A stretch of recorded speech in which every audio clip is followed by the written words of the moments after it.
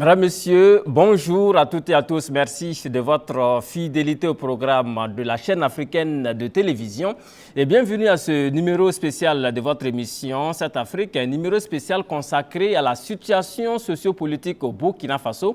Une situation marquée par le coup d'État intervenu hier lundi 24 janvier 2021 par le mouvement patriotique pour la sauvegarde et la restauration, le MPSR, dirigé par Paul-Henri Sandaogo Damiba, qui a donc officiellement pris le pouvoir depuis hier lundi ici au Burkina Faso. Eh bien, on en parle dans cette émission avec des invités déjà bien en place autour de moi. Ils sont trois à avoir répondu à mon invitation pour le décryptage ce matin. Il s'agit d'abord de M. Isiaka Ouedraogo. Isiaka Ouedraogo est de la société civile. Il est le président du CISAG. Le CISAG, c'est le Conseil d'information et de suivi des actions du gouvernement. Monsieur Isiaka Ouedraogo, merci d'être venu à ce plateau spécial. Je vous en prie, Monsieur Rwamba, et bonjour à vous, chers téléspectateurs. Nous sommes également avec Monsieur Abraham Badolo. Il est également de la société civile. Il est le président de l'ADP, l'Alliance pour la défense de la patrie. Monsieur Badolo, bonjour et merci d'avoir répondu à mon invitation pour cette édition spéciale. Bonjour Miki et bonjour aux téléspectateurs de la télévision LCA. Merci beaucoup. Et le troisième invité avec nous ce matin, c'est Monsieur Idrissa Nogo. Il est également de la société civile. Il est le coordinateur national du MPC, le mouvement des peuples citoyens. Il a bien voulu répondre à mon invitation pour cette édition spéciale sur la télé LCA. Monsieur Idrissa Nogo, bonjour et bienvenue. Bonjour. Merci donc à tous les trois d'avoir répondu à mon invitation. Mesdames, Messieurs, merci également à vous pour votre fidélité au programme de la chaîne africaine de télévision. Bienvenue à nouveau sur le plateau de cette édition spéciale consacrée au coup d'État au Burkina Faso. Eh bien, on en parle donc avec mes invités. Il sera question de recueillir leurs avis en ce qui concerne justement la chute du président Roch-Marc Christian Kaboré. On parlera également du format de la transition à venir avec un calendrier électoral. On parlera aussi des défis à relever par le MPSR et également la réorganisation de la classe politique au Burkina. En tout cas, tous les sujets seront abordés au cours de cette édition spéciale avec mes invités. Eh bien, on commence donc avec vous, M. Isiaka Ouedraogo. Alors, vous avez appris, comme tous les Burkinabés, que l'armée a pris le pouvoir au Burkina. Est-ce que vous avez été surpris par cette nouvelle? Bonjour à vous, Monsieur Ramba. Je pense que, pour être franc avec vous, j'ai été très surpris par cette prise de pouvoir et par les militaires. Parce que si vous vous souvenez, je vous ai dit, j'ai dit sur ce plateau, rien que la semaine passée, et que je suis contre toute prise de pouvoir par les armes. Oui. Moi, je suis un démocrate, je suis un légaliste. Et je pense que l'accession à la magistrature suprême doit obligatoirement passer par une élection démocratique.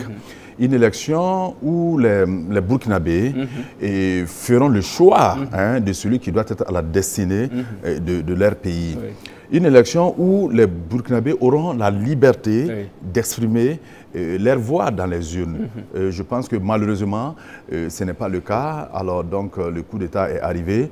En tout cas, j'ai été vraiment très surpris. D'accord. Merci beaucoup, M. Isiaka Ouedraogo. Alors, votre avis, M. Idrissa Nogo, sur ce coup de force perpétré par l'armée burkinabé à travers justement le MPSR qui a annoncé avoir mis fin au pouvoir du président Roch-Marc Christian Kaboré, qui a annoncé également la dissolution du gouvernement, de l'Assemblée nationale, la dissolution également, la suspension également de la Constitution du Burkina Faso. Est-ce que ce coup d'État au Burkina vous a surpris, même si on sait qu'il y avait déjà des signes avant-coureurs et que des pays voisins du Burkina avaient déjà subi des coups d'État?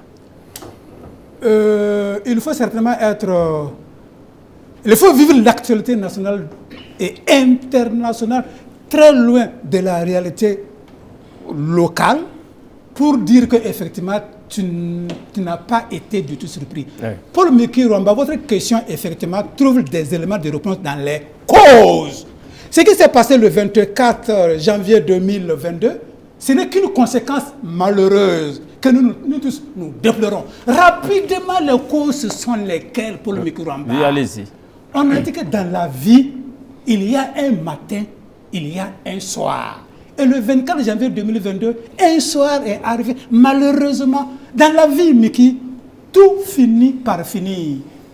Adolf Hitler a dit que si le peuple allemand n'est pas capable de vaincre, il n'est pas digne de vivre. Si le régime de M. Roch-Marc Christian Kabore, depuis 6 ans, n'est pas capable effectivement de suer nos larmes, de mettre fin à nos pleurs, de mettre fin à notre deuil, il n'est pas effectivement capable de gouverner, capable d'exister. Et malheureusement, c'est ce qui est arrivé.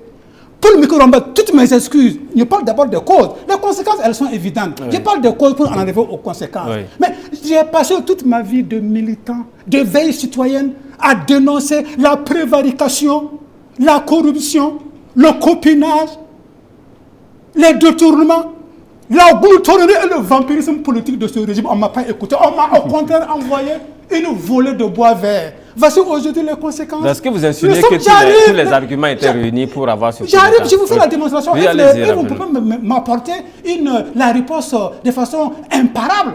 Ici, il n'y a pas de réponse contradictoire qui tienne, Mickey. Oui. Regardez par exemple, mais le régime de Roch-Marc Christian Kabore, de par ses tâtonnements, ses hésitations, ses contradictions dans les prises de décisions majeures, est parvenu malheureusement à nous faire regretter le départ de Blaise Compaoré. Et ça, ce n'est pas intéressant. Et ça, ce n'est pas du tout intéressant, Paul Mikoramba. Donc, ça ne m'a pas du tout surpris. Parce que nous avons envoyé des signaux très forts. Des signaux très forts. Les aspirations du peuple au changement démocratique et politique. Les changements du peuple au changement démocratique et politique. Comment dirais-je, la bonne gouvernance, dite vertueuse, ont été trahis et trompés, malheureusement. D'accord. Merci beaucoup, M. Idrissa Ndoko. Alors, M. Abraham Badolo, vous êtes de la société civile, vous êtes un observateur de la scène politique au Burkina Faso. Vous avez appris justement qu'il y a eu ce coup de force de l'armée burkinabé contre le régime du président Roch-Marc Christian Kabore. Est-ce que vous avez été surpris par cette prise de pouvoir, la perte donc du pouvoir du président Kabore? Dans toute honnêteté, je n'ai pas été surpris. Vous attendiez à cela? C'était prévisible en tout cas. En fait, j'ai eu même à dire sur votre plateau ici que si le président de façon ne se réveillait pas, il risquait de vivre ce que Ibeka a vécu. Et malheureusement, c'est ce qui est arrivé. Nous avons passé notre temps depuis le début du mandat à interpeller le président face à certaines dérives, face au copinage, comme l'a dit Nogo. Mais malheureusement, nous n'avons pas été entendus. Et moi, je dirais que le président de façon, en réalité, s'est sacrifié, une fois de plus encore, pour ses amis. Parce que quand vous regardez, nous avons passé notre temps à critiquer ses proches qui étaient autour de lui. Et il avait du mal pour se débarrasser de ces proches-là, même si la presse et les journaux d'investigation ont eu à révéler certaines choses sur certains de ses proches. Le président de façon n'a pas été capable de les ramener et de les rappeler à l'ordre. Et l'imparable.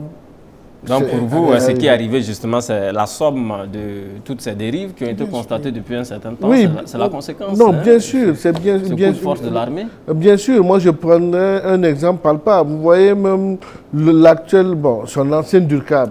Ce monsieur a été décrié depuis le temps de Blaise Compaoré.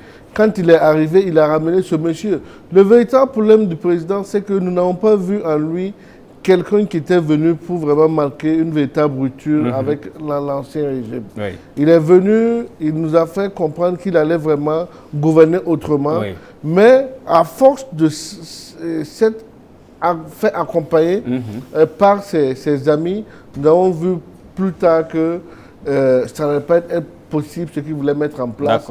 Et l'imparable est arrivé. Alors, donc pour vous, les espoirs, donc les 6 années de gouvernance du président Roch-Marc Christian Kabore ont déjà montré leurs limites au sein de l'opinion publique. Non, tout à fait. Je vous le dis parce que si vous regardez, aujourd'hui le président a été lâché.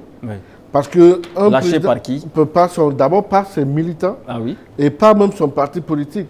Parce que depuis lors que les gens ont appris qu'il y avait des tirs, personne n'a soutenu le président de Faso. C'est comme s'il n'avait jamais été élu par un parti politique et par des militants de ce parti politique.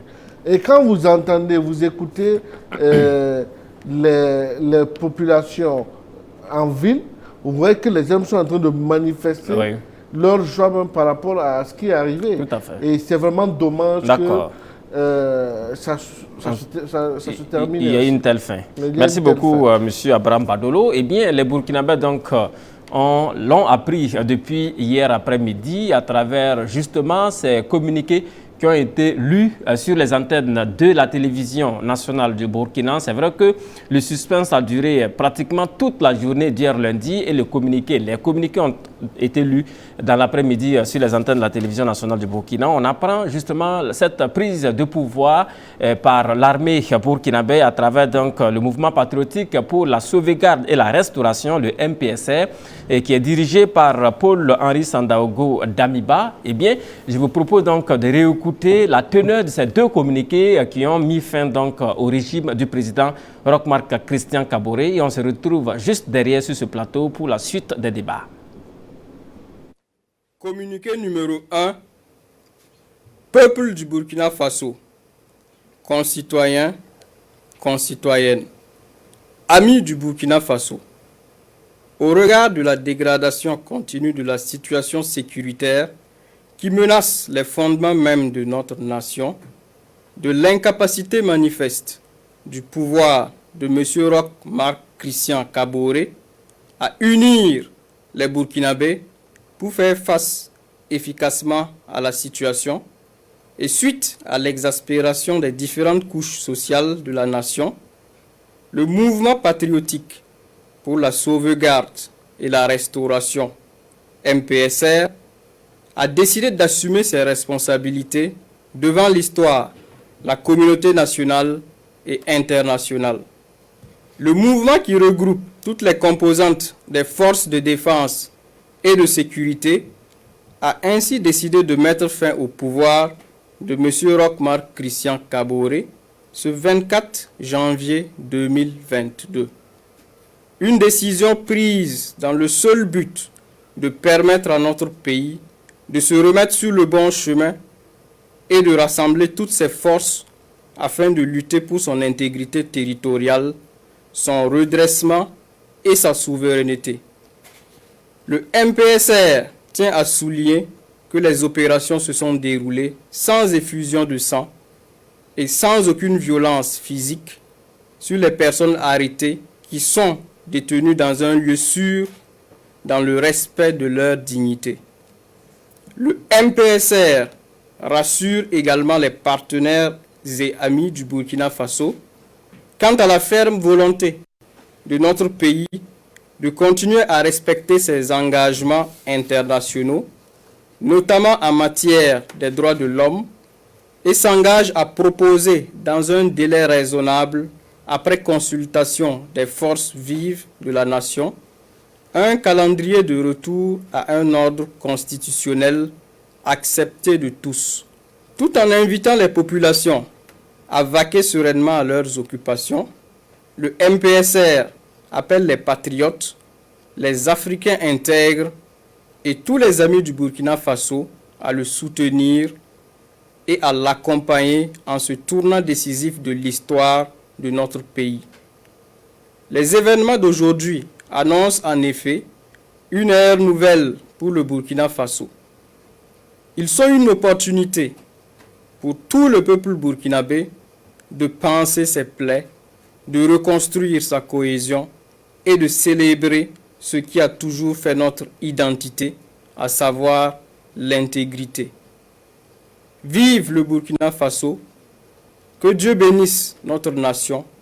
Ouagadougou le 24 janvier 2022, signé lieutenant-colonel Paul-Henri Sandaogo Damiba, président du mouvement patriotique pour la sauvegarde et la restauration, MPSR. Communiqué numéro 2. Peuple du Burkina Faso, concitoyens, concitoyennes, amis du Burkina Faso. Le MPSR porte à la connaissance de l'opinion nationale et internationale que 1. La Constitution est suspendue. 2. Le gouvernement est dissous. 3. L'Assemblée nationale est dissoute. 4.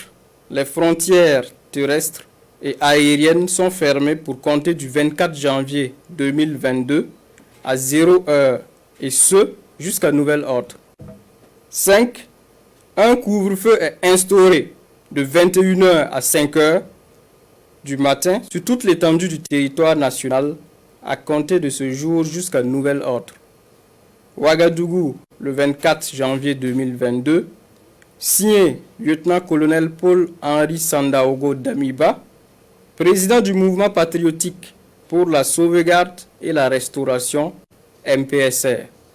Et voilà, c'était donc la teneur des communiqués numéro 1 et numéro 2, lus par le capitaine Kader Ouedraogo, porte-parole donc du MPSR. C'était donc hier après-midi sur les antennes de la télévision nationale du Burkina.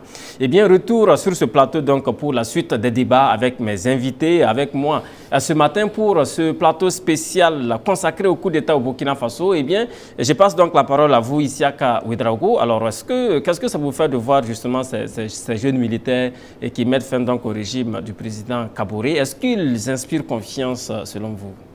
Bon, je crois qu'on ne peut pas dire ici que ces jeunes n'inspirent pas confiance dans la mesure où, d'abord, il faut reconnaître les circonstances en fait du coup d'État. Oui. Bon, il faut aussi reconnaître qu'il y avait un ras-de-bol au sein de la troupe, oui. Et ce qui a amené bien sûr... Au sein de la troupe, vous parlez donc des militaires. Des militaires, oui. Voilà, ou des militaires. Oui.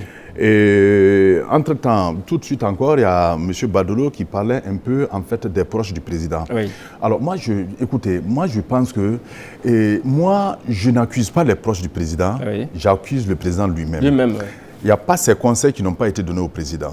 Que ce soit les organisations de la société civile, que ce soit dans son propre parti, des conseils ont été donnés au chef de l'État pour prendre des dispositions. Parce que, et en plus, le chef de l'État, ça, il faut aussi le dire. Oui. Le chef de l'État, c'est que nous avons reproché à l'ancien président Blaise Compaoré. Oui. Mais c'est la même chose qui est arrivée aussi au président Roch-Marc Christian Kaboré. Nous avons dit, en fait, la patrimonialisation du pouvoir. Oui. À un moment donné, le chef de l'État, j'ai eu cette impression que le chef de l'État gouvernait seul. Tout seul. Tout seul, tout seul, oui. Sans son parti, même sans son parti, tout seul.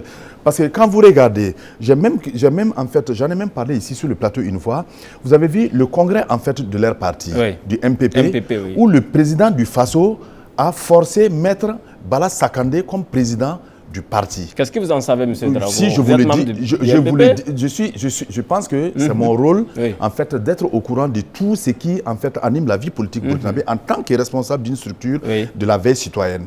Alors, depuis ce moment, ça a fragilisé d'abord la position du chef de l'État vis-à-vis de son parti. Alors, il y a eu beaucoup de mécontents, et vous n'êtes pas sans le savoir en tant que journaliste. Vous le savez très bien. Il y a eu beaucoup de mécontents. En ce moment, le parti était fragilisé, était divisé. Alors, donc, on a bien vu le président d'honneur, M. Simon Compaoré, tout le monde le sait très bien, il a quitté le navire du MPP, pas par gaieté de cœur, pas parce qu'il était fatigué. Est-ce qu'il a quitté le navire? On va reconstituer, restituer les faits. Mais oui, mais président d'honneur, vous savez, le président d'honneur, vous savez que le président d'honneur, c'est un titre honorifique. De côté. Oui, mais c'est carrément le garage, c'est carrément le garage. C'est carrément le garage, ça, il ne faut pas tourner avec les termes. Voilà, c'est carrément le garage. Alors, nous avons vu, en fait, quand en fait, le Bala Sakandé a pris la présidence du MPP, nous n'avons pas vu, en fait, on n'a vu aucune action de mobilisation sur le terrain, en fait, de la part du parti. Et nous avons vu comment, en fait, l'ancien président du MPP, M. Simon Compaoré, s'est battu sur le terrain, en fait, pour unifier le parti. On sentait plus d'engouement des militants du parti que lorsque Simon Compaoré est parti. Alors, et je m'en vais aussi vous dire, rien que la semaine passée, il y a eu des délégations en fait, du bureau politique qui ont en fait sillonné les provinces en fait, pour en fait, mobiliser la troupe par rapport bien sûr aux marches en fait, qui étaient prévues. D'accord. Alors on n'a pas senti non plus l'engouement des militants à venir en appui au parti. Bon, donc moi je pense que le dernier gouvernement, comment a été formé le gouvernement? Le dernier gouvernement, le gouvernement resserré. Le gouvernement resserré. Celui de décembre 2021. Nous avons vu que les ténors même du parti ont été éjectés. Quand vous prenez par exemple un Clément Perwende Sawadoro, quand on prend un Séméon Sawadoro et autres, ils ont été éjectés du parti. Mais quels sont ceux qui sont venus dans le gouvernement? Est-ce que ces personnes, en fait, représentaient le parti dans sa majorité? Qu'est-ce que ces gens ont mouillé comme maillot pour être nommés ministres et dans le gouvernement, pendant que, en fait, ceux-là même qui ont mouillé les maillots auprès du président, parce que c'est le parti qui a amené le président Alors, au pouvoir. M. Ouedraogo, est-ce que vous êtes en train de nous dire ici que c'est le MPP qui a fait le coup d'État? Je ne dis pas que c'est le MPP qui a fait le pouvoir, mais oui, voilà, le coup d'État, je parle du coup d'État. Le coup d'État, oui. mais la preuve en est que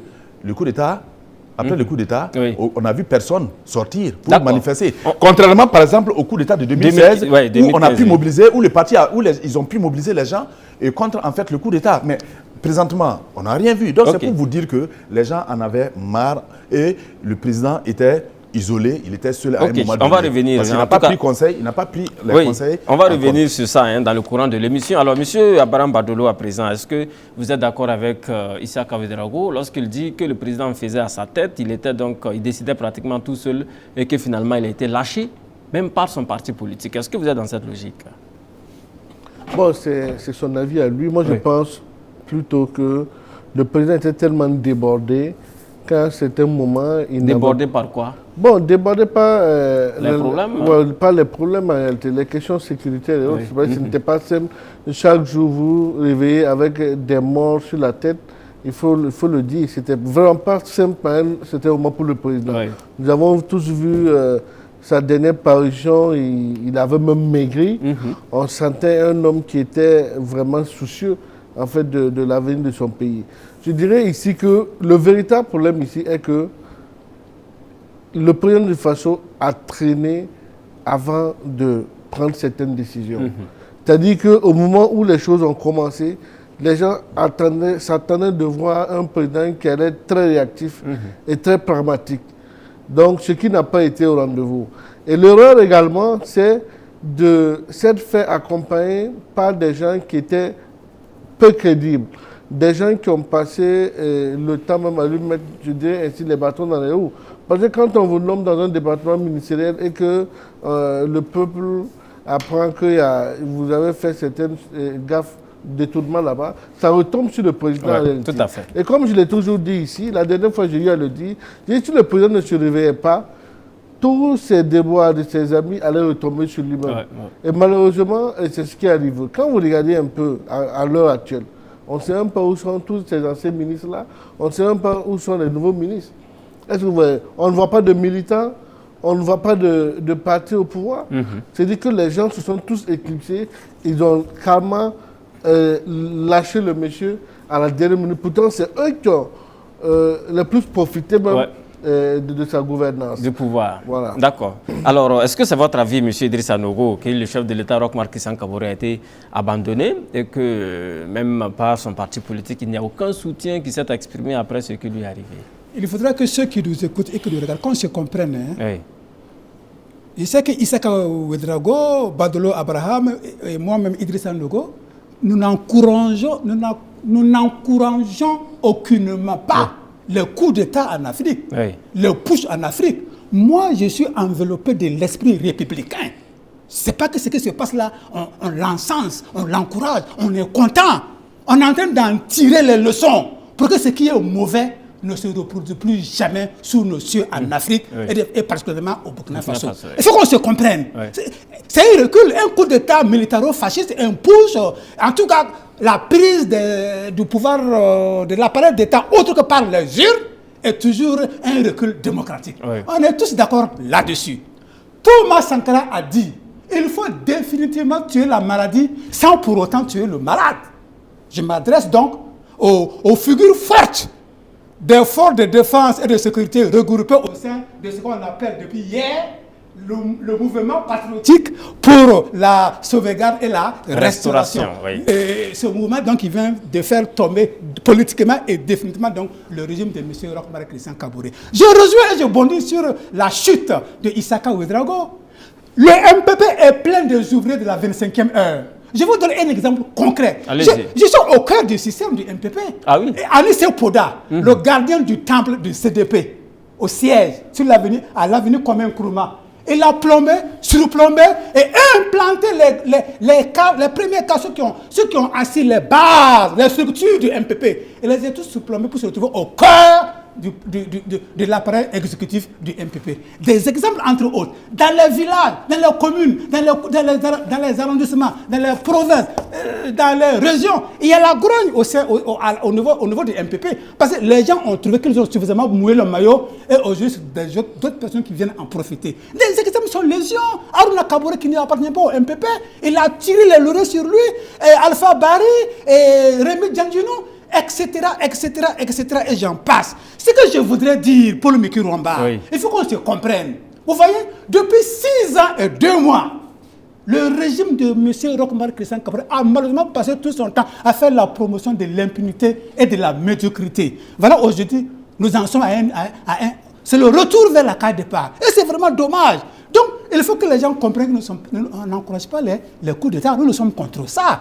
Nous sommes contre ça. Donc, de façon ramassée, quand on écoute les mecs que vous venez de faire passer pour le Mikirwamba, quelles sont les raisons qu'ils ont évoquées pour pouvoir s'asseoir politiquement aujourd'hui? Je parle donc du mouvement patriotique pour la sauvegarde et la restauration. Il faut qu'on apprenne à s'habituer à ce sigle-là, à cet acronyme. Merci beaucoup pour le Mikirwamba. Quelles sont les raisons qu'ils ont avancées, ces militaires-là? Ils ont dit que d'abord, c'était un regroupement hétéroclite. Toutes les forces, enfin pas toutes les forces vives, les différentes composantes de l'armée, ils sont. Les différentes composantes, ils sont. Et ils l'ont démontré quand on regarde les bérets et autres, et puis le treillis, ils sont. Ils ont parlé, ces militaires-là, de la dégradation continue, exponentielle de la situation sécuritaire. Il faut impérativement que le Burkina Faso retrouve donc sa cohésion sociale. Il faut rapidement que le Burkina Faso rétablisse, restaure sa souveraineté nationale. Ce sont des mots qui sont suffisamment forts. Vous voyez, pour le Mikirwamba, les gens oublient vite, ou font semblant d'oublier, ils sont amnésiques. Il y a eu Solhan, 160 morts. Il y a eu Yirigou, 160 morts. Il y a eu Solhan, 130 morts. Il y a eu tout récemment, je reviens, Inata c'est à la fin. Il y a eu tout seulement le 23 décembre 2021, Soumaïla Ganeme dit Ladji Yoro de retour de Waïbia pour convoyer, pour aller vers Titao dans la région du Sahel. Tout à fait. Non, c'est la région du Nord. Voilà. De retour, il est tombé dans une embuscade.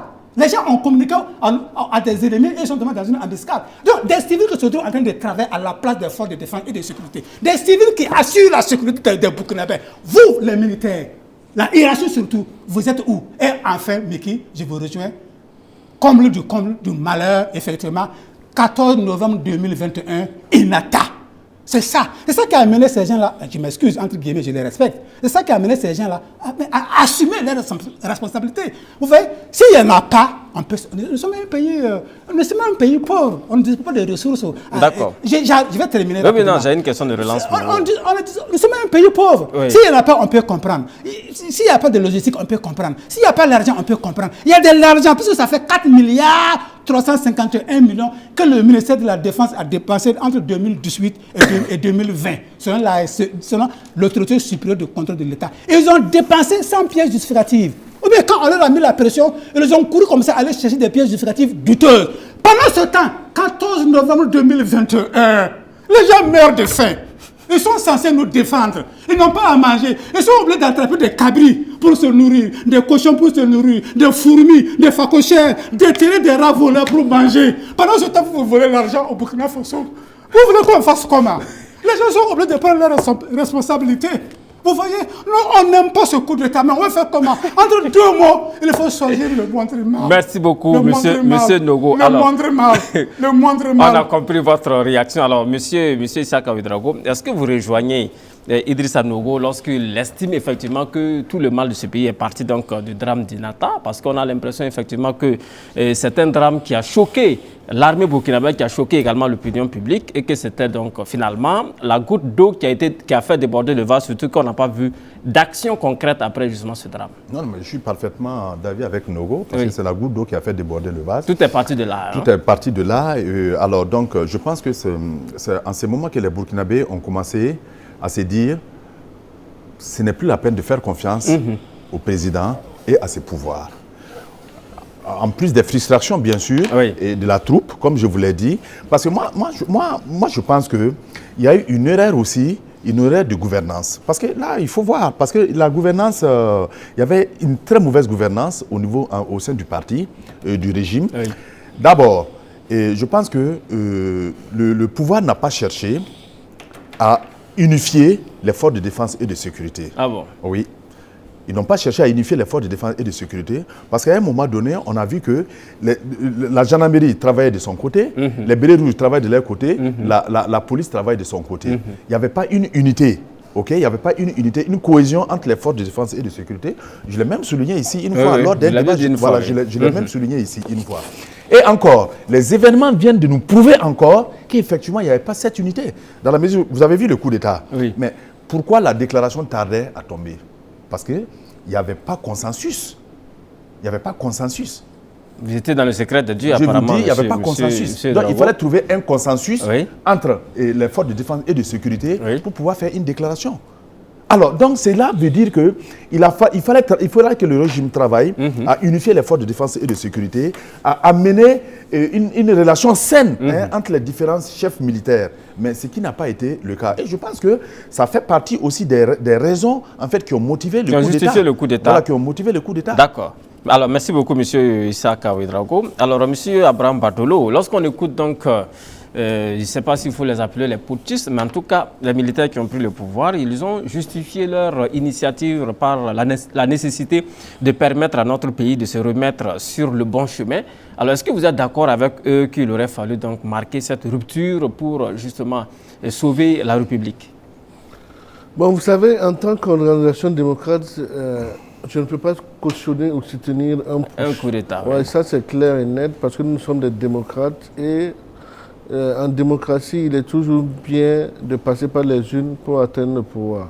Vous êtes également un adepte de la défense de la patrie, si on doit se contenter de votre sigle. Justement. Oui. Donc, mais je dirais que les militaires, c'est aux militaires même de nous expliquer en long et en large ce qui a justifié leur acte. Oui. C'est vrai, ils l'ont dit dans leur communiqué, mais ça ne doit pas se limiter à là.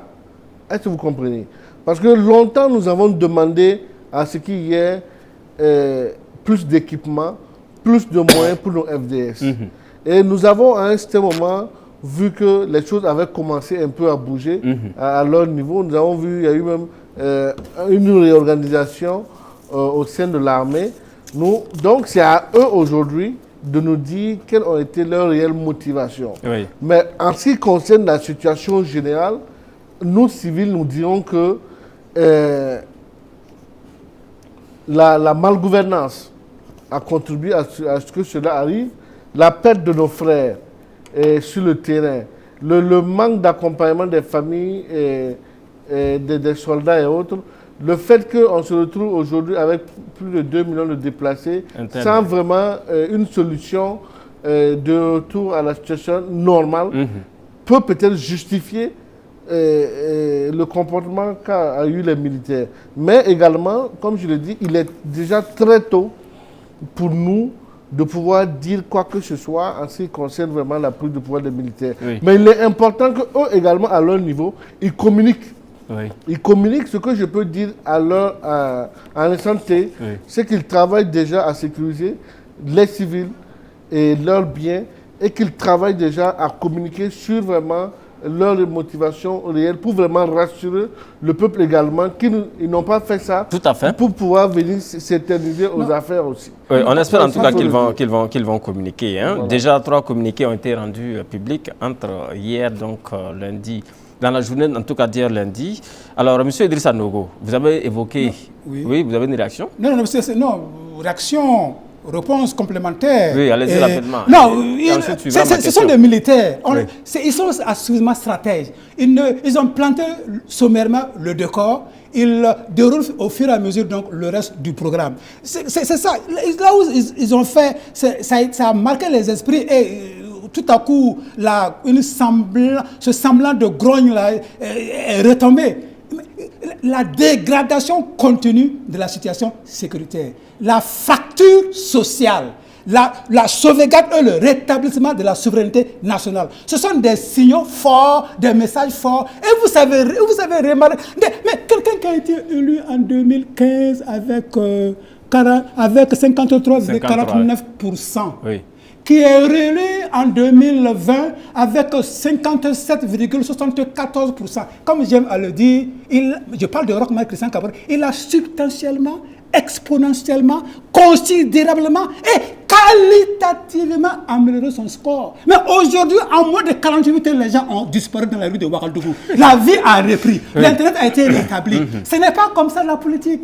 Alpha Blondy l'a dit, la même personne là qui vous soulève et qui vous encense, parce qu'elle veut manger, dès que vous retombez net, elle prend sa veste, elle jette dehors, elle prend un jougou, il porte. Mais ce que je voulais dire pour continuer, pour le micro, si vous me permettez, il faudrait que l'Union africaine, il faudrait que la CEDEAO, il faudrait que l'Union européenne arrête leur fanfaronnade. C'est à eux qu'elles sont enclines à condamner ces coups d'État, le plus souvent salvatrices et salutaires, mais autant par parallélisme de forme. Mais Alassane Dramane Ouattara a commis un délit de parjure. Et Ahmed Bagayogo est mort, Amadou Gon Coulibaly est mort. Il dit que dans mon camp, il n'y a plus de vivants. Je suis le seul qui demeure debout. Et je vais le représenter. On appelle ça qu'on appelle un délit de parjure. Ils sont combien qui sont dans la CEDEAO, qui ont tripoté la Constitution pour se maintenir au pouvoir. Et je continue pour développer. Regardez, nous sommes de plus en plus dans un appétit contagieux en matière effectivement de coup d'État en Afrique de l'Ouest. Et Assimi Goïta, ce nom est compliqué d'ailleurs, parce qu'il y a Koïta, ça a été mal écrit. Assimi Goïta. Oui. Assimi Goïta, il est relativement jeune. Mahamadou Doumbia en Guinée, relativement jeune. Et Paul-Henri Damiba, relativement jeune. Et ce qui me plaît, chez eux, je n'encourage pas les coups d'État, mais le style, ils sont relativement jeunes. Et heureusement, ils ont aussi la tête bien faite et bien remplie. Quand ils déposent un chef d'État, ils prennent soin de préciser à leurs camarades. Il ne faudrait pas qu'un seul cheveu du chef d'État qui vient de tomber là, tombe. Le cheveu aussi tombe avec lui en même temps. Faites en sorte que son intégrité physique, morale, soit préservée. J'y tiens. Sauf que la plupart d'entre eux n'ont plus de cheveux. Vous me perturbez. Oui, donc ça, c'est déjà intéressant à regarder et à voir. Ils sont organisés et disciplinés. La preuve, quand ils lisent leur communiqué numéro 1, communiqué numéro 2, comme si on était en état de guerre au Mali, là, communiqué de guerre numéro 1, ça veut dire quoi derrière les communiqués? Faites carrément une ordonnance, puis on circule. Donc quand ils lisent leur communiqué, là, tu vois qu'ils sont disciplinés, la tête bien remplie, et puis organisée. Ça encourage. Quoique, il faut toujours avoir peur des militaires, parce que quand il donne sa parole aujourd'hui, il peut faire 50 ans au pouvoir. Alors, monsieur Idrissa Nogo, ma question à présent à vous adresser. Eh bien, vous avez évoqué donc un certain nombre de raisons qui ont certainement prévalu à cette chute du président Roch-Marc Christian Kaboré, mais au sein de l'opinion, il y en a qui estiment également qu'entre autres raisons, il y a eu justement la restriction des libertés dont ont été victimes les Burkinabés depuis un certain temps, en tout cas sous le régime du président Kaboré. On peut prendre deux exemples, cette interdiction de manifester, parce que beaucoup d'organisations de la société civile l'ont appris à leurs dépens, des demandes ont été déposées, le refus de la mairie était très strict pour manifester, occuper l'espace public au Burkina. Il y a eu également cette rupture d'Internet dont vous avez parlé donc dans le courant de cette émission. Est-ce que vous ne pensez pas que tout ça mis ensemble a précipité un peu la chute du président, parce que les gens ne supportent pas d'avoir donc des restrictions de liberté, ils ont beaucoup plus besoin d'espace de liberté pour s'exprimer? Oh, vous n'avez fait là que citer, énumérer un pan des conséquences désastreuses et des petits exemples malheureux parmi un panier de situations difficiles que nous vivons depuis un certain temps, comme l'ont dit les intervenants, la malgouvernance politique et économique, le directeur de la je m'excuse, le directeur du cabinet de Roch-Marc Christian Kaboré à la présidence qui s'amuse avec l'argent, venir nettoyer un cabinet, nettoyer un WC, nettoyer une douche en facture 500 millions. Bon, le président de Faso qui reçoit des invités VIP, le champagne, le caviar, on facture 500 millions, pendant que nous, on meurt au front, les petits soldats meurent au front, n'ont pas à manger, ça pose problème. Il y a une pléthore de conseillers techniques et de chargés de mission à la présidence. Ça ne c'est pas sérieux.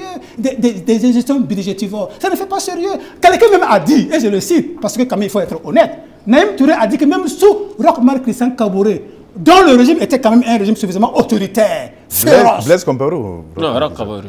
Non, Blaise. merci pour le rectificatif. Blaise que Compaoré. Dieu m'en garde. Régime, oui. Toutes mes excuses, je rectifie. D'accord, Naïm reprenez. Touré a dit que même sous le régime de M. Blaise Compaoré, un régime suffisamment quand même autoritaire et féroce, on n'a pas assisté à la restriction de nos libertés individuelles et collectives. Mais l'Internet, c'est notre vie. J'ai dit que comment je prends une puce sur un opérateur de téléphonie mobile, c'est ma propriété privée. L'État ne peut pas la couper. Non, si elle la coupe, elle doit expliquer. Ouais. La communication a manqué. J'aime à le dire et Mickey aime ça. C'est ce qu'on retient de ce régime. Hein. La pathologie, la tendance pathologique au mensonge, à la persécution, au simulacre, au théâtre. Ce n'est pas bon. Une république est plus que sérieuse, Mickey. Même pour mentir, il faut être intelligent. Même pour mentir, il faut être malheureusement très intelligent. Et ils ne sont même pas intelligents. La D'accord. preuve, ils sont tombés très facilement. Ok. Maintenant, ce que je vais ajouter, Mickey. Oui, terminez Vous rapidement, voyez ouais. très rapidement le style de ces éléments-là qui ont été propulsés à la tête de l'État. Toutes mes excuses. Hein. Coupez-moi si je parle beaucoup, je vous en supplie. Donc, rapidement, regardez, le samedi 22, on a entendu des tirs dans la nuit. Et brusquement, après, ces gens-là sont retournés dans le silence. Et comme le ministre de la Défense n'a pas compris que c'est une stratégie et qu'on déroule les choses par étapes, le dimanche 23, il va s'asseoir à la télévision publique pour dire que effectivement les tirs ont été localisés, ont été circonscrits. Et quand on va rentrer en pourparlers et en négociation donc, avec ces éléments-là, comme s'il voulait les présenter comme des pushistes. Et que le gouvernement fait confiance Et que à l'armée. le gouvernement fait confiance à l'armée. C'est comme on met déjà dans la tête de l'opinion publique que ce sont des pushistes. On va travailler à les localiser, traiter, négocier avec. Si ça ne marche pas, en tout cas, on va voir comment. On va employer d'autres moyens. Ça, c'était le dimanche. Rapidement, je vais chuter, s'il te plaît. Oui, ça, c'est le dimanche. Mais comme il n'a pas compris qu'on déroule par étapes, quand il a parlé comme ça, le soir, le gouvernement a mis un couvre-feu. Et on dit qu'il n'y a pas école le lendemain. Dès le lendemain Oui. et le surlendemain. Donc, ça permet aux pushistes, entre guillemets, hein, aux pushistes de passer à la deuxième étape. Donc, dans la nuit de samedi, là, 23, là, c'est ça, malheureusement, donc, il y a eu des tirs, des détonations assez fortes quand même dans la zone du quartier Padoua, où certains racontaient que le président du Faso, Roch Marc Christian Kaboré, aurait été kidnappé. Donc ça, c'est la deuxième étape. Troisième étape, enfin, et comme les gens ne comprennent rien, parce que c'est intelligemment fait. On a maintenu le suspense, on a fait diversion. On a dit que les policiers vont aller faire un communiqué le matin, les gens se sont rués là-bas. Où est-ce que vous avez déjà vu des gens qui envoient des chars, qui obstruent l'entrée principale de la télévision nationale? Mais le mouvement régulier du personnel de la télévision n'a pas été perturbé. Le programme n'a pas été perturbé. Et mieux, les pushistes, entre guillemets, je les respecte, hein, je m'excuse parce que je cherche un autre mot voisin, je ne trouve pas. Ils sont tellement organisés et disciplinés, ils ont dit à la télévision nationale, faites votre programme normal, présentez votre journal de 13 heures comme si de rien n'était. Ils ont juste pris le conducteur, ils ont regardé, ils ont dit allez faire votre journal comme si de rien n'était. Donc les gens étaent perdus, au point que même les médias internationaux ont dit est-ce que ça finalement c'est pas du flop? Est-ce que ça va aller très loin? Et enfin, c'est intelligent ça. Et ils se sont même permis de dire, quand vous allez faire votre journée de 13 heures là, parlez de nous. Nous, c'est nous qui sommes en train de perturber l'ordre politique actuellement. Parlez de nous, ça ne nous dérange pas. Donc les gens ont dit que non, les gens ont cru que le nouveau pouvoir n'a pas la même mise, en tout cas, de ce qui est en train d'être mis en place. Monsieur Idrissa Nogo, en tout cas, merci pour ce développement. Alors, monsieur Issaka Ouedraogo, une question. En relation, bien évidemment, avec ces cas d'Idrissa Nogo tout à l'heure, on a l'impression effectivement qu'après ce putsch qui a été donc perpétré ici au Burkina, le 24 janvier 2022, on a l'impression que c'est le putsch le plus calme au monde. On a donc vu le train-train quotidien se poursuivre comme si de rien n'était. Alors, quel commentaire vous inspire justement le fait qu'il n'y ait pas eu de troubles, hein? La vie a poursuivi son cours normal comme si il ne s'était rien passé donc au Burkina? Non, mais je vous ai dit la semaine passée, sur le passé, non, je crois, oui. Non oui, sur le passé, que les militaires font partie intégrante de la société. Oui, vous l'avez dit. Voilà, ils vivent avec nous, ils sont au courant de tout ce qui se passe. Mais les militaires, non seulement à leur niveau, il y avait des frustrations, ils n'étaient pas du tout contents de la gouvernance, non seulement de la gouvernance économique, oui. de la gouvernance militaire, oui. Et ça se sentait. Alors donc, ils savaient aussi que au niveau de la population, il y avait tellement de mécontentement. Alors donc, les militaires savaient très bien que si aujourd'hui, il y a un coup, Et le peuple allait en fait suivre. Le peuple ma question applaudir. a trait plutôt aux populations civiles qui n'ont pas donc manifesté véritablement. En dehors des manifestations de joie que l'on a vues devant la télévision nationale, on n'a pas vu donc de résistance. On a eu l'impression effectivement que nous sommes dans une situation quasi normale. Mais non, pas une situation quasi normale, mais les populations même, je crois que c'était le souhait de la plupart des populations. Ah oui, c'était le souhait. Parce que de toute façon, quand vous écoutiez les émissions interactives, quand vous écoutez les gens dans la rue, sur les réseaux sociaux, les gens ne demandaient que le départ du président Roch-Marc Christian Kaboré. Les gens ne demandaient qu'un coup d'État salutaire. Et je pense que les gens ont estimé que ce coup d'État était salutaire. Donc, il n'y avait pas de raison de sortir, en fait, manifester contre ce coup d'État et que de le bénir. OK. Alors, M. Abraham Badolo, alors Idrissa Nogo l'a dit, Roch-Marc Christian Kaboré a été élu avec 57,74% des suffrages exprimés en 2020. Donc, c'est un score assez important. Monsieur Badolo, c'est à vous donc la question. Est-ce qu'aujourd'hui, vous pouvez nous dire à quel moment le chef de l'État, Roch-Marc Christian Kaboré, a perdu sa popularité pour se retrouver donc dans une telle situation où il est pratiquement abandonné par tout le monde, alors qu'il venait donc de sortir d'une élection il y a juste 14 mois? Moi, je dirais d'abord dès la première élection, ses premières nominations, avait déjà suscité le mécontentement au sein de la population. Et puis à l'époque, les gens ont eu à dénoncer, à dire, bon, vous êtes en train de ramener des gens qui n'étaient véritablement pas propres, qui avaient eu des bisbilles même au sein de... à l'époque de l'ancien régime. Et qui traînaient des casseroles. Donc, véritablement, dès le premier mandat, il a vraiment manqué de poser les signaux forts, en fait. Mais cela ne lui a pas empêché d'avoir un deuxième mandat et en améliorant même son score, comme l'a dit le deuxième mandat, les gens se sont dit, comme nous avons tous passé notre temps à critiquer les déboires du premier mandat, les gens se sont dit qu'il allait les gens allaient lui donner une seconde chance pour pouvoir se corriger. Et c'est cette deuxième chance qu'il n'a pas su saisir en réalité. Surtout en ce qui concerne les questions de sécurité et de malgouvernance, tout allait de mal en pire.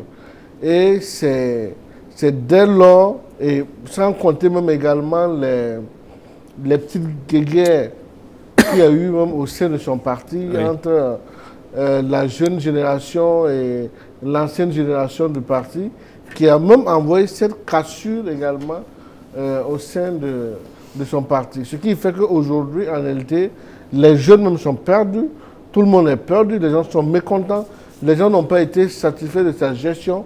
Les gens disent dans les coulisses que non, que les gens se sont partagés le fruit de leur sacrifice entre eux. Aujourd'hui, personne ne sortira se sacrifier pour qui que ce soit. Et quand vous allez regarder également au sein de la jeunesse, c'est normal. Vous avez vu que même en ce qui concerne les concours, les taux de concours ont baissé. Chose qui allait permettre à la jeunesse d'avoir de l'emploi. Donc ça a suscité le mécontentement même au sein de la jeunesse. Même vous avez vu récemment, on parlait même de l'histoire du FONER qui allait être compliqué pour les étudiants à venir. Donc il y a eu vraiment plusieurs mots qui sont accumulés et qui ont véritablement envoyé cette situation. Mais le véritable problème, c'est que je dirais que ce qui a également contribué à cette situation, c'est le manque de communication du régime MPP. Et à un certain moment... Mauvaise communication ou manque de communication? La mauvaise communication et même le manque de communication, les deux en même temps. Parce qu'on a senti qu'à un certain moment, les gars s'en foutaient pas mal du peuple en réalité. Vous l'avez vu même lors de ces derniers événements où on a coupé le net sans nous dire l'excès de zèle de sans être obligé d'expliquer. Voilà, de l'ancien ministre de la Sécurité que nous avons tous décrié ici, et le manque de communication du gouvernement, et même quand vous regardez un peu même les marches des OSC qui n'avaient plus à avoir d'autorisation pour marcher, on sentait qu'il y avait une petite dictature qui était en train de s'installer dans le pays. Est-ce que vous voyez? Donc, tous ces mots font qu'aujourd'hui, les gens ne peuvent qu'applaudir ce qui arrive à ce régime. D'accord. Mais je dirais qu'en démocratie, malgré tout ça, c'est vraiment déplorable qu'on en arrive à cette situation. Alors, M. Issaka Ouedraogo qui demande la parole, vous avez certaines réactions. Oui, je voulais aussi ajouter, par exemple, quand vous parlez de l'impopularité du président Roch Marc Christian Kaboré, pendant qu'il a été élu à 74%, voilà, il y a juste 14 mois. Hein? Mais vous savez, dès les premières élections, d'abord les élections de 2015, et quand le président Roch Marc Christian Kaboré a été élu, les premières nominations n'étaient pas de l'assentement en fait de beaucoup de cadres du MPP. Je vous donne des exemples. Je vous donne un exemple. Mais le président Roch Marc Christian Kaboré, lorsqu'il a été élu président du Faso, mais dans l'une de ses premières nominations, il a nommé le DG en fait de la Sofitex. Mais non seulement c'est monsieur Yamero, alors donc a battu la campagne contre le MPP en 2015 et bizarrement, le chef de l'État le nomme DG de la Sofitex. Ça, c'est un. Qui n'était même pas, paix à la chose, à Salifou Diallo, paix à son âme. Salifou Diallo n'était même pas pour en fait la nomination de ce monsieur. Alors, après, on revient, le dernier remaniement, le ministre de l'Agriculture. Le gouvernement resserré. Le ministre de l'Agriculture a battu la campagne contre le MPP à Koudougou. Et le bureau du MPP à Koudougou ne s'entendait même pas avec ces messieurs. Et le président Roch Marc Christian Kaboré se permet de nommer ces messieurs comme ministre de l'Agriculture. Mais c'est une manière de narguer même, en fait, lui-même, ses propres cadres du MPP dans le Bourg-Kiembe. Monsieur Ouedraogo, à vous écouter, vous ramenez tout sur le plan politique. Non, mais bien sûr, c'est le plan politique qui a... Est-ce qu'il ne faut pas tenir compte des capacités intellectuelles des personnes qui sont appelées au gouvernement? Mais attendez, non. Parce que c'est une critique également qu'on a formulée contre le MPP en son temps. Mais justement, écoutez... Il ne faut pas se limiter au clivage politique, c'est très restrictif quand même. Mais oui, c'est très restrictif, mais écoutez, lorsque le président ne s'associe pas à son parti, ne s'appuie pas sur son parti pour faire des nominations, mais on ne peut qu'avoir des problèmes. Donc cela justifie son impopularité entre-temps. Mais bien sûr, il y a tout ça, ça fait partie. Et ajouter aussi à la malcause de beaucoup de ministres. Quand vous prenez par exemple le ministre de l'ancien ministre de l'Action sociale, et Marshall, qui parle au hasard, qui parle comme elle veut, elle nargue les gens, mais bien sûr, et j'ai même dit ici tout dernièrement, vous avez aussi le ministre, par exemple, du gouvernement resserré, de l'ancien ministre Maxime Koné. En fait, quand Maxime Koné dit, par exemple, la coupure d'Internet, et qu'ils n'ont pas d'explication à donner, mais je dis ici, mais c'est des mots qui ne doivent pas sortir de la bouche d'un ministre. C'est très grave ça. Ça veut dire quoi? Ils se prennent pour qui? Ils se prennent pour qui? Il y a un devoir de redevabilité à la population. D'accord. Alors, merci beaucoup, M. Issaka Ouedraogo. Alors, Nogo qui insiste pour prendre la parole. Pourtant j'ai une question spécifique à vous poser. Je ne sais pas si j'attends. Je peux compléter. Vous voyez, il y a une phrase prémonitoire que fait Salifou Diallo a eu à prononcer dans un contexte qui est apparu anodin. Les gens ont noté, mais les gens ont banalisé effectivement ce message fort et ce message divin. Blaise Compaoré et son équipe, ses collaborateurs, eux, ils ont eu au moins la chance. Les frontières étaient ouvertes, ils ont pu fuir. Si nous, on ne se serre pas le coude, faire preuve justement d'être plus proche de la population qui nous ont élus, notre sort pourrait être en tout cas pire que celui de M. Blaise Compaoré. Certes, ils n'ont pas fui. L'équipe de M. Roch Marc Christian Kaboré, elle n'a pas fui. Elle est tombée, elle est à l'intérieur. Mais là, quand on tombe comme un château de cartes, quand on tombe comme une feuille morte, avec une certaine facilité déconcertante, et qu'il n'y a pas le moindre doigt qui se lève pour porter un message d'encouragement, ça m'amène à comprendre que la politique, effectivement, c'est le lieu par excellence où on cultive l'hypocrisie. C'est vraiment suffisamment dommage. Paul Mikoramba, toutes mes excuses. Vous voyez, quand on construit le faux, tout s'écroule sous vos pieds. La victoire de M. Roch Marc Christian Kaboré en 2020, selon le RENLAC, je n'ai inventé rien, selon le RENLAC, ça a été acquis sur la base de la fraude. 439 cas de pratiques de corruption ont été recensés par le RENLAC. Corruption électorale. Corruption électorale. Merci beaucoup, Paul Meki. Et c'est le MPP qui est devant avec 46,9% de corruption électorale. 11,6% le CDP, corruption électorale. Et enfin, pour ne citer que les 3 premiers, et 9,2% pour l'UPC à l'époque. Donc c'est assez sûr du faux. Quand c'est sincère, ce n'est pas évident. Et ensuite, le problème c'est quoi? Vous voyez, c'est ça. On a dit que c'était un moteur diesel. Le 25 novembre 2021, c'était pour nous parler d'opération main propre. Nous sommes en janvier 2022. Le 24 janvier, on vous a fait tomber. Regardez, 2 mois de flottement. L'opération main propre, où en est-on avec ça? Si vous aviez effectivement suffisamment secoué le cocotier, secoué les bois morts pour emprunter le mot de Maître Bélémoté Sankara, peut-être qu'on n'en serait pas là. On ne sent pas en vous l'énergie et la vigueur, le laxisme. Mais vous êtes fait accompagner de copains, de bandes de copains de lycée, de l'université, de quartier, depuis Paris, où effectivement on prenait le métro ensemble, on se retrouve au pays, on forme une équipe gouvernementale et effectivement on compose, on impulse le développement au pays. Ça ne fonctionne pas comme ça. Je peux être contre Issaka Ouedraogo, c'est tant qu'il est bon et que sa ligne politique, sa technicité répond aux aspirations du peuple. J'ai besoin de lui dans mon gouvernement. Ainsi fonctionne la République. Je ne vous aime pas, mais je me battrai pour que vous ayez l'autorisation, le cadre qui sied pour que vous vous exprimez. C'est ça la force d'une démocratie. On n'écrase pas les plus faibles pour monter. Ça ne fonctionne pas comme ça. Quand toi, Alma Bewende, la mérite, c'est pour dire que si c'était un référé, je le référais.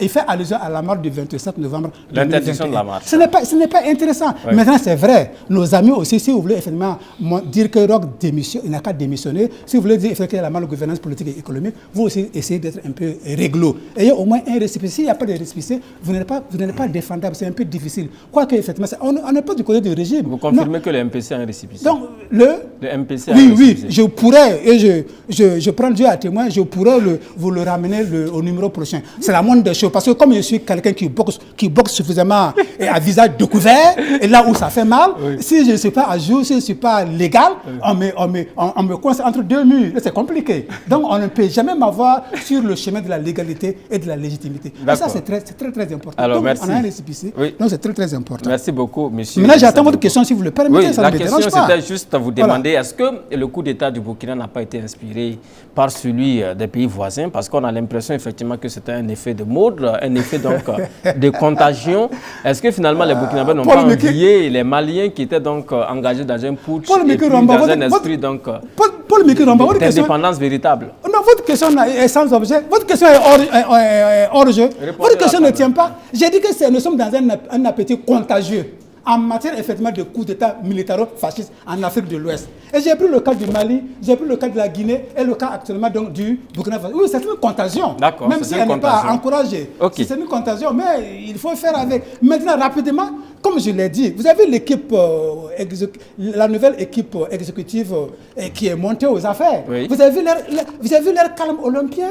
C'est très intéressant. Contrairement à ce que les gens racontent, jusqu'à l'heure où moi, ils sont en train de vous parler aujourd'hui et mardi, 25 janvier 2002. En tout cas, selon mes sources, le général Djilibert Diéry n'a pas encore été libéré. Les gens disaient que dans le feu de l'action, dans le week-end passé, pendant qu'effectivement ça tirait et que ça allait dans tous les sens, qu'ils sont allés proposer que le général sorte et qu'il aurait refusé. Non. Dans le feu de l'action, il n'avait pas encore été libéré. Maintenant, à l'heure où je suis en train de m'entretenir avec vous, c'est possible, je n'en sais rien. Pourquoi je dis ça? Rapidement, qui est Henri Paul Damiba, le nouvel homme fort de Burkina Faso? Il a eu ses grades d'officier supérieur à l'Académie nationale Georges Namono de Pau. Et il allait sortir major de sa promotion 2009. Ah bon? Et quand tu sors major de ta promotion, pour te récompenser, tu viens au RSP chez Blaise Compaoré là-bas à Kosiam. C'est comme ça qu'on recrute les meilleurs. Donc il allait à Kosiam là-bas pour faire partie donc de l'ex-RSP, le régiment de sécurité présidentielle de M. Blaise Compaoré. Entre-temps, il était en odeur de sainteté avec sa hiérarchie directe, dont le général Djilibert Diéry.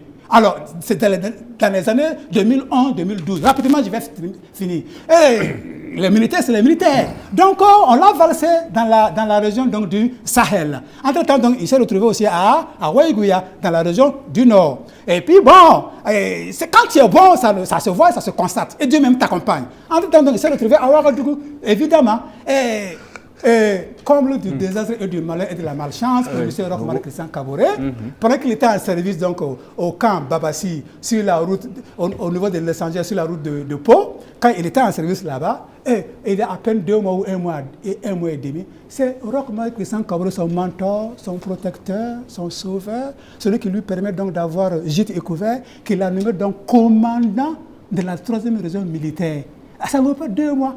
Et puis c'était un tireur d'élite. Il a sa spécialité. La lutte antiterroriste, il voit les gens venir, les sorciers, il les voit. Voilà, c'est comme Assimi Goïta. C'était aussi quelqu'un qui avait une certaine force, il avait une tireur d'élite, il avait un corps d'élite. Donc vous remarquez la cointance, la proximité, le style, la stratégie. C'est quelqu'un qui appartient à un corps d'élite, qui est suffisamment rompu au métier des armes, qui est proche de la base, qui est aimé, adulé, et puis qui surprend le chef de l'État dans son sommeil, Assimi Goïta. Et Paul-Henri Damiba. C'est la même chose. Doumbia de la Guinée aussi. Il appartient aussi à un corps d'élite assez quand même spécial. Okay. Donc c'est des signaux forts. Ne dites pas ce que vous ne savez pas. Oui. D'ailleurs, ces deux-là, jusqu'à l'heure où je vous parle là, il y avait des bisbilles entre eux. Maintenant, comme l'occasion faisant le larron, et que les ennemis d'hier peuvent devenir des amis d'aujourd'hui, et que les amis d'aujourd'hui peuvent devenir des ennemis de demain, tout est possible sur cette terre ici-bas. Merci beaucoup, M. Idrissa Nogo. Alors, Issaka Ouedraogo qui demande la parole. Sinon, on passe donc à un autre aspect donc, du débat. Oui, je voulais un peu aborder l'annonce du chef de l'État, de l'ancien chef de l'État, M. Roch-Marc Christian Kaboré, par rapport à l'opération Main propre. Oui. Mais je pense que, vous voyez, moi je dis, le chef de l'État a été très mal conseillé. Il a été non seulement mal entouré, ça, c'était lui sa volonté, parce qu'il a voulu se faire mal entourer. Ce n'est pas les conseils qui lui ont manqué. Son DIRCAB, M. Seydou Zagré, mais il y a eu trop de critiques, que ce soit dans son parti, que ce soit lui-même, ses services de renseignement, des notes lui ont été données pour dire que ce monsieur n'est pas un bon monsieur et ne peut pas t'aider.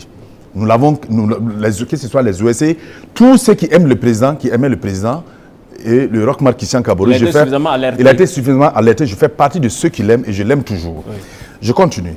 Mais l'opération Main propre, quand on a parlé de Doncin, quand on a soulevé, en fait, M. Drabo, on l'a relevé de ses fonctions. Mais ce n'est pas ce qu'on a demandé au chef de l'État. On a demandé au chef de l'État... S'il te plaît, c'est M. Belem Adamas. Ce n'est pas Drabo. Belem Adamas, pardon, excusez-moi. Adama Belem.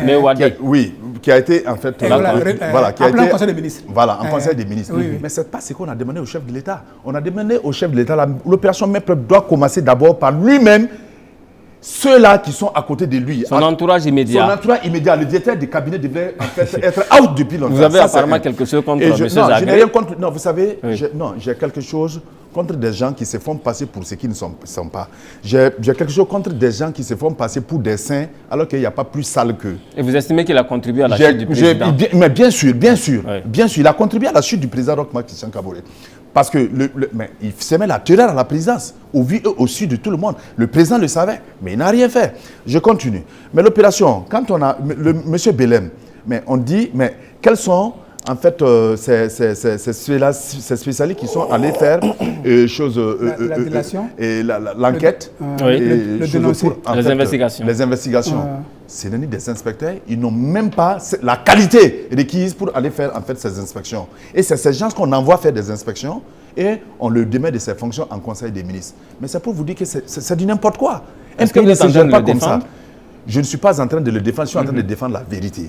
Je suis en train de vous dire la vérité, je suis en train de vous dire ce qui s'est réellement passé. Ce n'est pas des agents et choses compétents qu'on a envoyés pour faire en fait des investigations. Ça veut dire qu'on en voulait à ce monsieur, on veut tout simplement l'enlever. Mais ce n'est pas comme ça les choses se passent. Oui, alors, non, je vais passer la parole à M. Badolo, qui est donc patient depuis un certain temps dans la suite justement de cette émission. Alors, on sait que M. Badolo, le coup d'État est consommé, puisqu'on a vu la signature du président de façon Roch-Marc Christian Kaboré qui a démissionné. C'était un manuscrit qui a d'ailleurs été lu sur les antennes de la télévision nationale du Burkina. Donc, ayant démissionné, on peut donc estimer qu'au moment où on se parle, c'est un coup d'État qui est complètement consommé. Alors, d'après vous, quelle forme devrait prendre la transition à mettre en place quand on sait que le Burkina, quand même, a une expérience 2015 en matière donc, de transition? Comment est-ce que vous voyez les choses?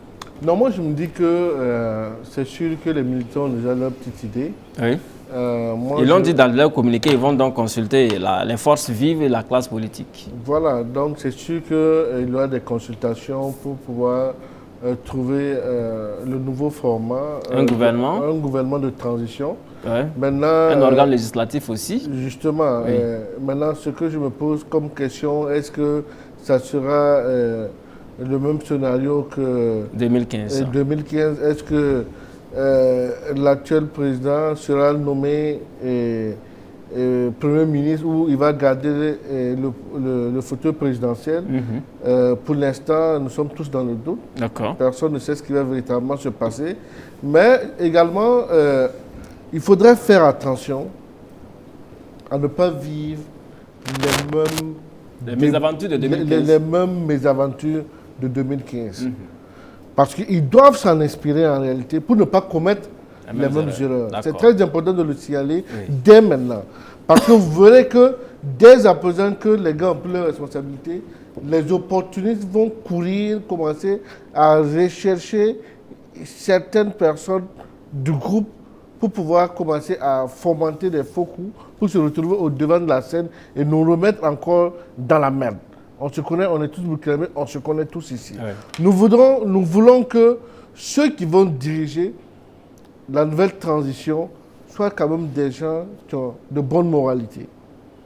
Des gens capables de travailler pour l'intérêt général du peuple et non pour leurs intérêts propres. Et nous ne voulons pas entendre.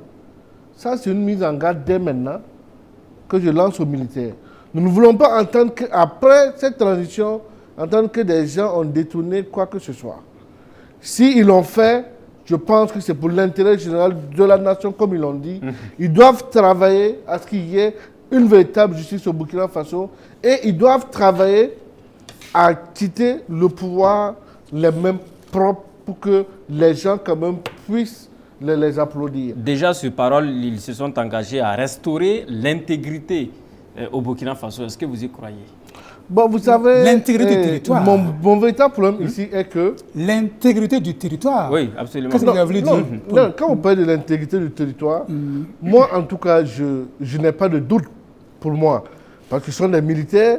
S'ils ont pu faire ce qu'ils ont fait en l'espace de 2 jours, je me dis que dans 1 mois, 2 mois, citoyen lambda que je suis, je pourrais me balader à Falangoutou sans ne pas être inquiété. Je pourrais me balader dans la région de l'Est sans ne pas être inquiété. À Nassoumbou. Parce que j'estime que c'est des hommes aguerris, des hommes qui ont été bien formés, qui peuvent changer la donne sur le terrain. D'accord. Merci beaucoup, monsieur Badolo. Alors, monsieur Idrissa Nogo, la même question à vous.